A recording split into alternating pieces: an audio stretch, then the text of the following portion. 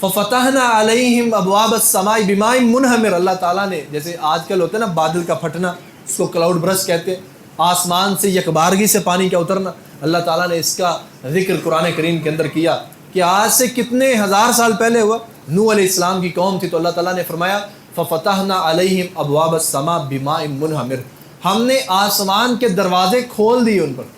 بماء ایسے پانی کے ساتھ، منہمر جو زور سے برسنے والا تھا، یک بارگی سے برسنے والا،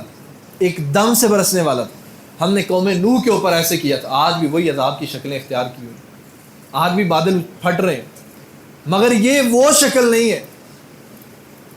تو میرے عزیز بھائیوں،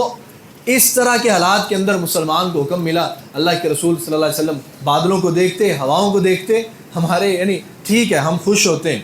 ہم خوش ہوتے ہیں ان چیزوں کو دیکھ کر،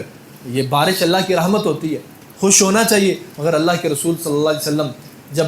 بادلوں کو دیکھتے اور بادلوں سے آواز آتی، آپ دعا فرماتے اللہم لا تقتلنا بغضبک ولا تہلکنا بعذابک، اللہ ہمیں اپنے غضب کے ساتھ ہلاک نہ کر دینا،